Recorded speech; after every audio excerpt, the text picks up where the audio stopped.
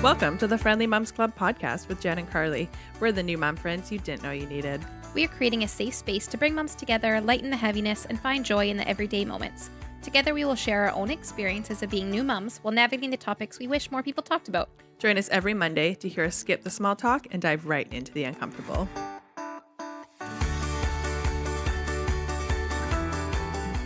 Hello, happy Mom Day. Happy Mom Day, Jen. Happy Mom Day, Karlee. I forgot to say your name. That is my name, Karlee, with a K and two E's, because my parents are hippies, You're and they special. never wanted me to have anything personalized ever in my life. Like all those placemats and bowls and cups. Like you probably never got I got one, one right? thing. I got a keychain that technically isn't really personalized because it was like individual beads. My cousin took me shopping. She bought me my first thong, which was very exciting. And then she bought me like a beaded keychain thing. Wait, at the same time? Yeah, I was time? like 14. So it was like in my childhood, I never got anything personalized. Same thong and something personalized at the same time. That It's is a a big day. memory, though. I What know, a good cousin. I know. We don't need to relive the past over here.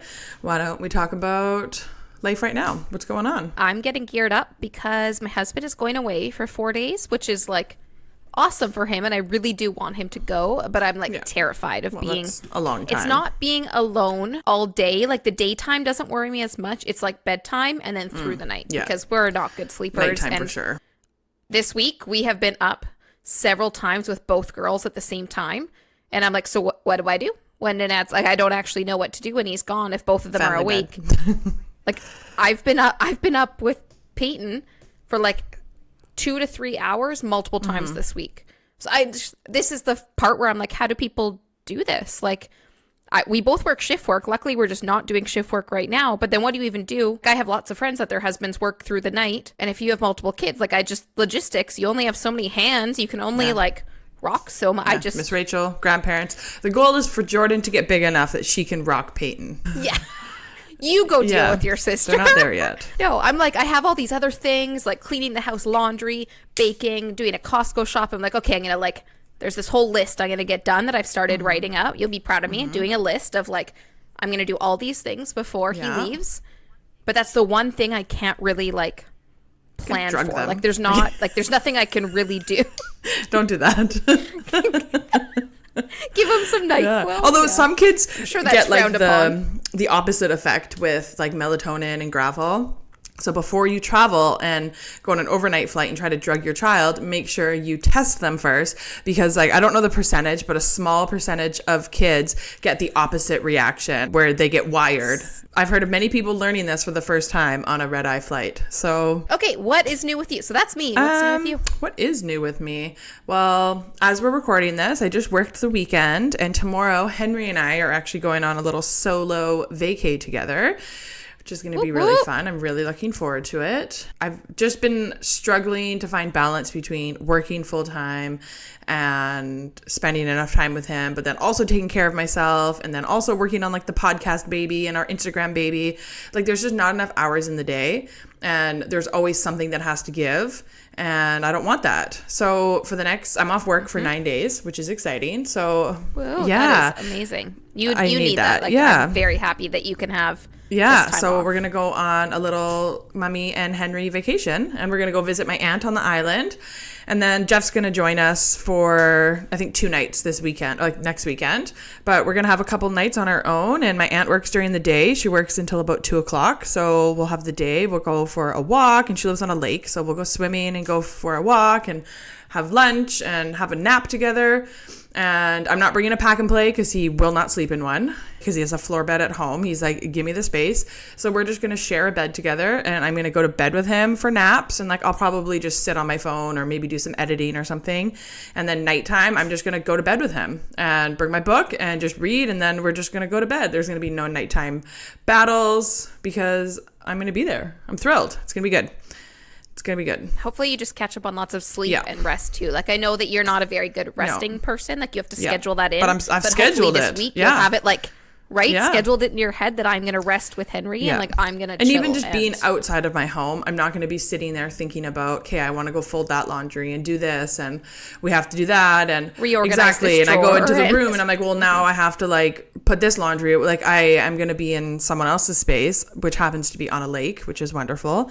And the weather's supposed to be good. First, I just have to get through packing because I tried to pack by myself this morning. Jeff took Henry to the park and I ended up just having a giant meltdown because there's so much to do. Like I wanted to change all the bedding and I had a bunch of laundry in the machine, in the dryer downstairs. And I was trying to like clean and get the house organized while also packing. And it just turned into a nightmare. And I do not recommend. We have a friend, and shout out when she listens to this, she'll know that I'm talking about her, but she was going to Hawaii for 3 weeks with her 2 children that are like just over 2 and 4 months And last old. minute too. And I was like, very last minute. Yeah, but like I couldn't even imagine packing for that. Like that stresses me out. And she was so chill about it. I was so impressed. But like the things that you need to bring, and formula fed baby, so you have to bring, because what if they don't have the same formula? What if it's out and like now you're on this island, you might not be able to get it? Like there's so many things to consider, and diapers, and if they're not potty trained, you need a whole suitcase just for like diapers, wipes, formula. Although fun fact, I have heard a mom hack. I've never tried it,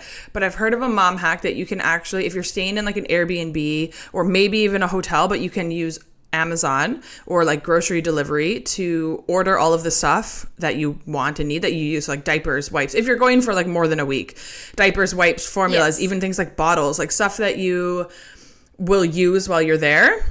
You can Amazon it or do like a grocery pickup or delivery to your destination, and then you don't have to pack all of it. And I'm like, that is brilliant. Like say you're going away for like a month at a cabin or something. Like that is so smart. Because logistically, you're already having the kids, which is already a lot, whatever they're going to play with on the plane. Then if you have like their strollers, if you're bringing car seats, like that alone is so much to get through an airport, to worry about having to pack all this other stuff. Like that's a good mom hack. One day when we have lots of money and we vacation for months on end, we can try this out for you all, but we're not there yet. We're not there. And also baby and like kid equipment, so like pack and plays and strollers and car seats, all travel free on airlines. So you don't actually have to pay for them, which a lot of people don't know. And you also can rent baby equipment. I wouldn't recommend renting a car seat. But other stuff like pack and play, strollers, even like those little blackout dome thingies for over cribs, the snooze pod, I think they're called. They're like super expensive, but all of these things, even baby like equipment, like extra saucers and carriers, you can actually rent that. There's lots of companies in main cities that rent all of this stuff out, and it's brilliant. I've heard a big one in Disneyland, and they'll actually deliver it to your hotel and then pick it up from your hotel. For sure. So you don't have to really worry about anything. Like you can just go, it shows up at the hotel, you're good to walk to Disneyland, do whatever, come back, and they'll pick up the pack and play and the strollers. And definitely. That makes whoever thought of that was genius, because thank you. All the mothers everywhere, thank you. Yeah, they probably didn't do it for the moms. It's probably some middle-aged man with lots of money who's like, ooh, look at all this stuff. I can rent a snoo. Yeah. Here I am. You know what? It probably started with a really nice family doing it, probably a mom or a group of moms, and then middle-aged men with money took over it, and now they're monopolizing the industry and taking over. So those little old moms are just on their own. But that's capitalism at its finest, you know. Anyways, that's not what we're talking about today. On a positive note, let's talk about how we are friendly to ourselves this week. We like to always talk about this, and we think it's so important to be friendly to everyone, but being friendly to yourself is also very important. So, Karlee, what's one way you have been friendly to yourself? You were supposed to go first, so I could think of one. But you know what? I think it's better that I'm on the spot, because then it's just coming right out. Okay, go. Oh 3, God, so 2, pressure. 1, go. I know. I have done much better this week at actually like tuning into my needs and then asking for them or giving them to myself, instead of just ignoring them and then having meltdowns. I mean, I'm still having meltdowns because that's just me in a nutshell, but I'm getting much better at like actually tuning into my needs and reminding myself that those needs are important, so that 1, I can enjoy motherhood, and 2, I can be a better mom. Last night, Henry and I actually had a bath together. We had a little bubble bath. It was very cute. When we were in the bubble bath, we had a nice, good life chat, and I was telling him how that sometimes it's really hard being a mom because I want to be the best mom, but for me to be the best mom, I have to take care of myself so that I can enjoy motherhood and then also be the best mom for him. So we had a little life chat about that. I don't know what he actually understands, but he'll be like playing with his boats and then just look up at me and go, yep, which is cute. But these are things that I'm going to keep reminding him of because I don't want him one day to be like, oh my God, I'm a burden. My mom has this social media account where she talks about how hard being a mom is, because that's not what it is. It's not me complaining about being a mom. It's that we're not in a society that encourages moms to take care of themselves or to be friendly to themselves or to consider their needs. So I'm going to tell him about that so that when he turns whatever age and he has a partner and maybe has kids, he won't realize like, oh, wait a second, the default parent, it's very hard for them. Like, I want him to know about that. Anyways, a little bit of a tangent, but that's what I've been doing this week. What about you? The biggest thing I have been doing this week is making an effort to get everything done for like the house or anything we need to get done for the next day Smart. done before bedtime happens. So that by the time we get both kids to bed, my husband and I actually have nothing we need to do. And that has been like very freeing this week because we both have had time together, but also separately. And like we need time together and separately, but like I'll be able to, I've been rewatching House. I really love it. I'm a nerd, but I've just like actually been able to watch it. Normally I'll put on TV and I'm doing a million other things and I don't actually watch it. Whereas now I'm watching it and like hearing the storyline and like intentionally sitting down, resting and watching it, which hasn't happened in a very long time. And he's gotten to play his like video games and nerd out like he likes to do. We've also watched a movie together, like things that we just normally we leave all the dishes and like prep for the next day till after we get done bedtime, right? Because we're just surviving. They finally go to sleep and then we're like, oh, it's now so I need to hard. clean, do laundry, prep this for the next day, do this. And we just found, hey, you know what? Let's make like a conceited effort to, when we're having dinner, once it's done, I'm going to take the girls and you're doing dishes tonight and you're doing this. And we just, I think we're just getting better with this whole having two kid things. Like, we're getting more confidence. We're getting our groove. Yeah, it's been good. So I highly recommend trying to get everything done before, as much as you can, before the kids go to bed, so that you actually have time to yourself. Like, even if it's only an hour, like, have a bath, have a bubble bath by yourself. To have a hot shower. There's so many things. And then, like, put on some lotion and get into bed. Although I've never been one to put on lotion before going into bed. I find it icky. People really like it. Me either, but that sounded nice. To me. Maybe because we sweat too much, so the lotion doesn't absorb. It just, like, starts coming out of our pores. But, okay, so other than watching House, what else have you done in your solo time? We watched a movie, my husband and I. Nice. So, like, we actually snuggled and watched something. Yeah, well, I wouldn't go that far. We're having rough sleep, as I said. So... Right. So a couple interruptions. We're getting interrupted a lot. Yeah. But no, we've done that. We're building our house, a gym in our garage. Nice. So we spent some time like rearranging and getting that organized.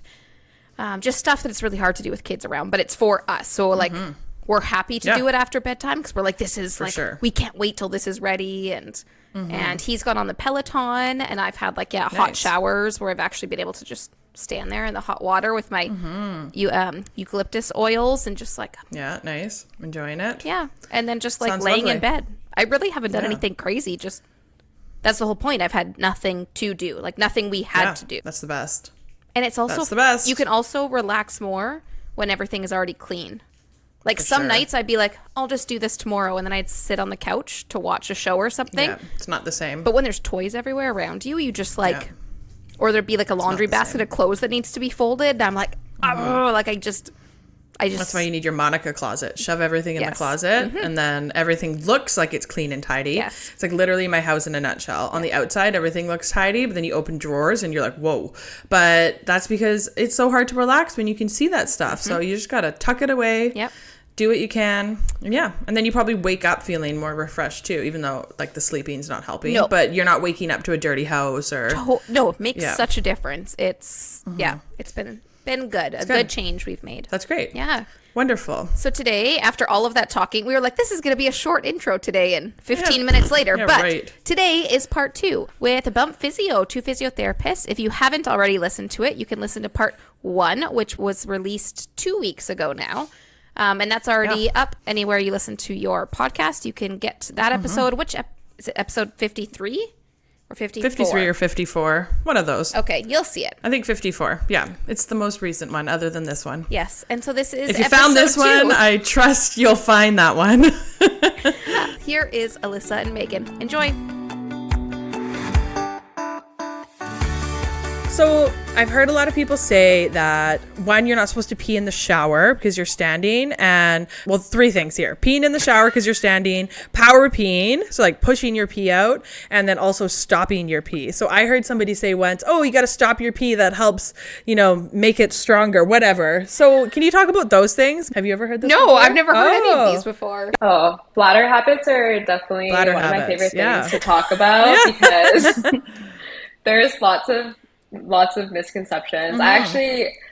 I'll start with the first one that you said, Karlee. Yeah. What was the first? Don't pee in the shower. Yeah. Because it's kind of like the brain and bladder work very closely. So you're kind of building this connection that, okay, water's running, I'm in the shower, now I can pee. It's just like building that neural pathway to really start to signal, oh, it's time to go pee, which necessarily your bladder's not always full. Or two, you want to have that bladder control at all times and not have this sense of urge just really come up every time you're in the shower because maybe it's not always appropriate. Or you go to a waterfall with your family and you're like, oh no, water park. It's happening. It's running water. Yeah. See? Okay. I'm onto something here. Okay. Interesting. Yeah. So it's less about standing and more about the mind-body connection of the water and... Yeah, I would say like something for the pelvic floor more when it comes to standing is just its ability to relax, which is what happens. More like a suggestion would be like not hovering, for example, in like a public washroom or like a bathroom you're not comfortable maybe to sit on the toilet seat. Actually, hovering requires a lot of strength through the core muscles, pelvic floor muscles, glutes, quads, everything's kind of fired up to keep you in that squatting position, and it's just not really conducive to the actual reflex and system that needs to work together to relax those muscles and allow the body to pee. Yeah, perfect. And then what about power peeing? Because I work in healthcare, so that's what we do. We hold it for a really long time, and then we're like, hey, we have 30 seconds to pee, and then you're pushing it out. You're looking at me. You never heard power peeing? No, I haven't. And I also work people who like services. sit and like they just pee normally, and then there's people who sit and they're like, oh, and they're pushing it out to go as fast as possible. Power peeing. No. Do you want me to show you? No, it's not good. I'm good. All right, so tell me about power peeing. I don't know if I've ever heard it called power peeing exactly, but honestly, nurses are just weird. Me neither. Yeah.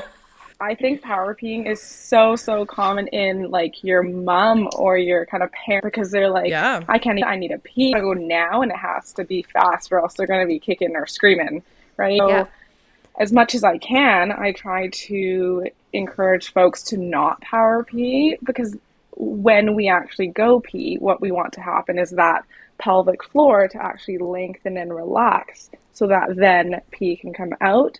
But if we're power peeing, we're actually putting some added or additional pressure onto the pelvic floor. And if we can, we don't want to put extra pressure down into the pelvic floor, especially if you're maybe already having symptoms of heaviness, extra pressure, things of that sort. Because when we pee, we actually want to relax. But that power peeing or that push is quite the opposite, actually. Got it. I love that you brought that back to motherhood. Yes. That was really good. We love a good power pee, but we don't. I like that now they're going to start saying power pee. Yeah, we don't. Power pee. Let's make. We don't love it. Let's make time for normal peas. Okay. I don't know, what are they called? Just pee. I actually find now in motherhood, my pees take longer because I sit there in silence. Like when I can, I'm just like, oh. So I just sit take there. It when you can. And I've never spent this much time on the toilet before, but I'm just like, oh. This 5 minutes to just pee in peace is like... That's funny. Hey, I actually saw this reel. I think I might have sent it to you. That it was a like middle-aged man who had gone to some sort of GI doctor. I think he had a colonoscopy and he had like really extreme hemorrhoids. And the doctor he saw said that he is spending too much time on the toilet. And it's something they're starting to see, that people are spending too much time sitting and they're getting like a certain either shape or like something about the hemorrhoid is different. And it's from the pressure of the toilet seat from sitting on it for too long because guys take their hour-long shits just scrolling. Yeah. Have you seen that, Meagan? So not that real or not exactly. Yeah. I'll have to send it to Bob. There's that kind of fine line of like, don't rush and don't power feed, but also we don't want to be spending the millions of hours on the toilet scrolling around. So a happy medium. Happy medium. You've got that, Jen. You're there. Yeah, that's quite an open position to have that extra pressure. And we also don't want to be, blowing our nose while we're sitting on the toilet, or because that's again that additional pressure. Do that all the time. And hemorrhoids are often formed from extra pressure pushing down onto the pelvic floor. You guys are just a wealth of knowledge. I feel like we could ask you a lot of bathroom questions. Tell me My more. favorite topic. Yes. Okay, now here's another one that I don't know if you've heard. I brought this up to you before and you hadn't heard about it. I was talking about like the perfect poo, when you poo and then like you wipe and there's nothing on the tissue, the perfect poo. And then the like opposite of that is like a marker poo, that like every time you wipe it's like you're taking a marker and like drawing on it. And I said this to Jen and she's like, I have no idea, I've never heard those. And I was like, okay, maybe I just listen to weird podcasts. But and I guess that's related to your pelvic floor, right? Because your bum is part of that.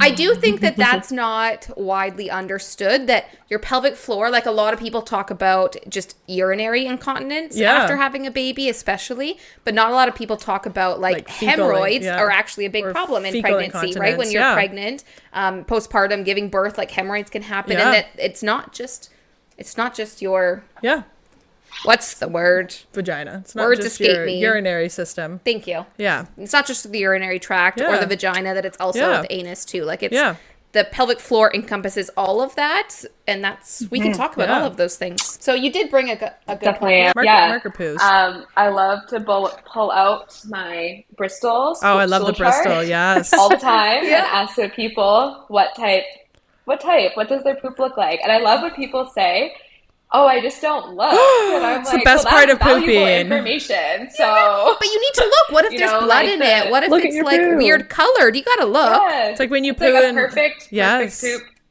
might be the type 4. Yeah. Might be like a no wipe versus like the endless wipe. Yeah. Definitely can be a sign of pelvic floor dysfunction. Yeah. The marker poo. You know what's my biggest pet peeve? When I poo in a public toilet that has the auto flush and then I don't get to look at it. Like, I get so proud of them, and then when it just gets taken from me without a goodbye, it's upsetting. I worked so hard for it. Well, I didn't work hard for it, but You think far too much about your poop. I love poo. I love poo. But no, I think that as moms, you focus so much on your kids' poop, and then, if you don't even look at your own, like, we look at our child's poop all the time to be like, oh, are they good enough consistency? Are they the right color? Are they eating enough? Like, we look at that like? For our baby's health, but we don't look at our own for our own. So you didn't hear. Yummy. I'm kidding. I do not taste my child's I hope poo. you haven't tasted it. But yeah, you're right. Well, that's just motherhood in a nutshell. We focus on everybody else, but we're not worrying about our own pooper. Okay, we got very off topic there. Yeah. We have a question on here about product recommendations. We talked a little bit about dilators and the O-Nut. What are some other things that you guys recommend to clients? So either for like incontinence or pelvic or pain during sex, like what other things come up? Vaginal dryness. No, I was going to say a huge thing that I recommend often is lube. We love recommending lube, whether that's for self-pleasure or whether that's for pleasure with a partner, just as that one added step to hopefully making sex more pleasurable and comfortable. Yeah.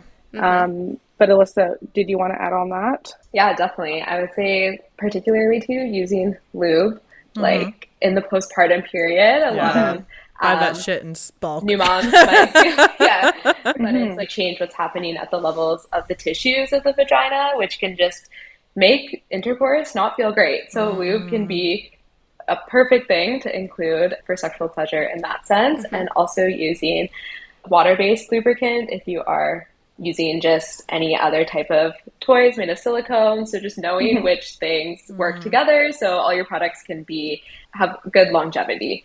Got it. Another thing I would recommend for some people who might be having concerns with bladder leakage or prolapse are inserts, which can actually support the position of the bladder and really reduce people's concerns of leaking.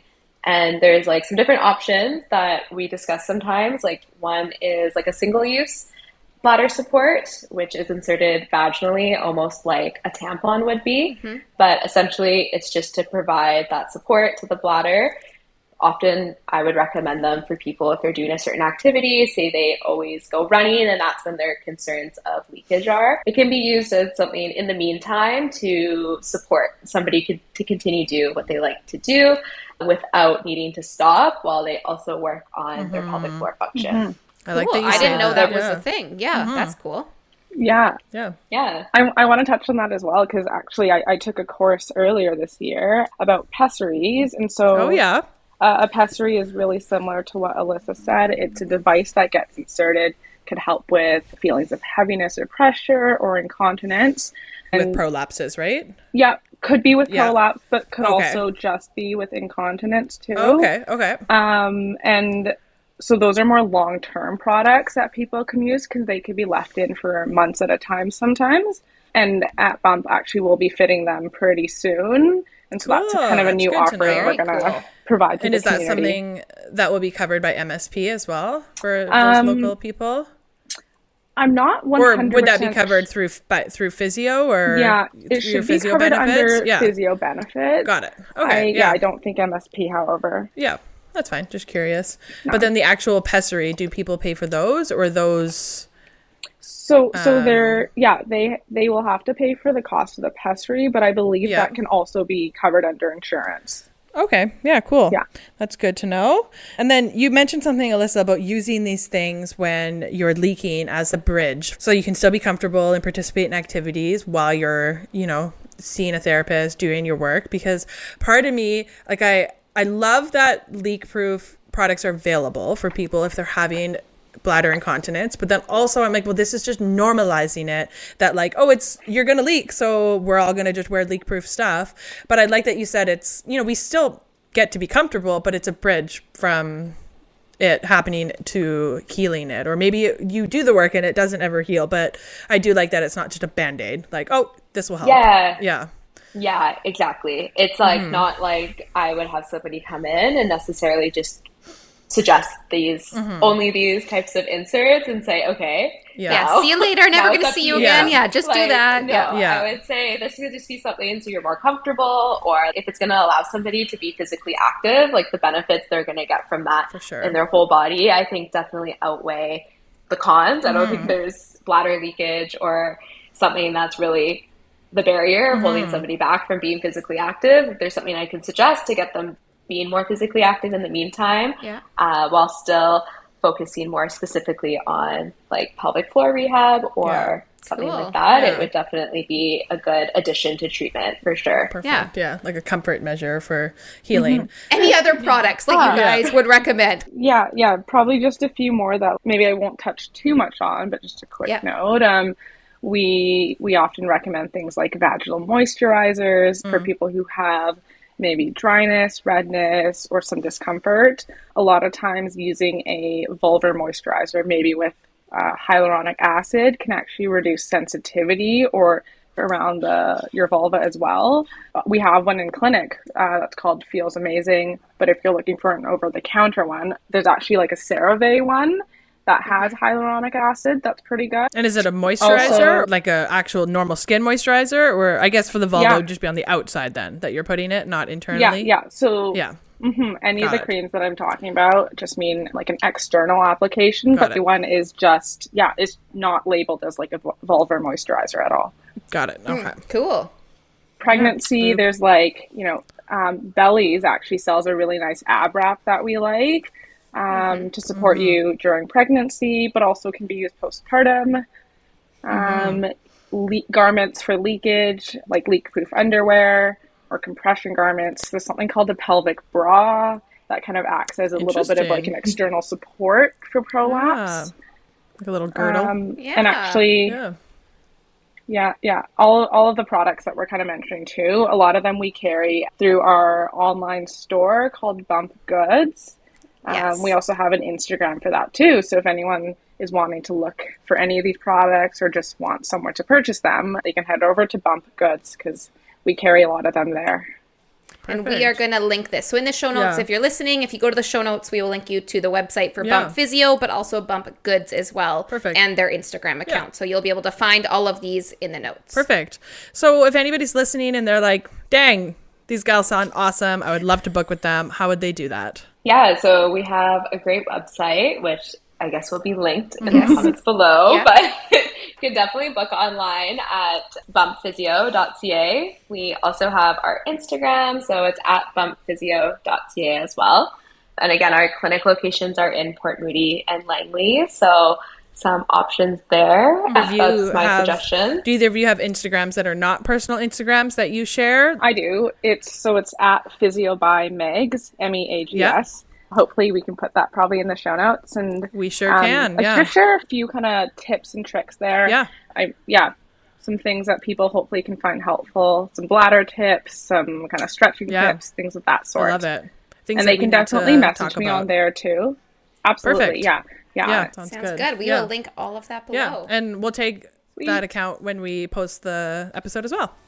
Yeah, we'll do that. Amazing. Thank you guys so much for coming on today and talking with us. And it makes me happy to talk about these things. It's important. For my personal experiences and the isolation I felt, like just being able to come here and talk about it, and it makes my heart very happy. So thank you.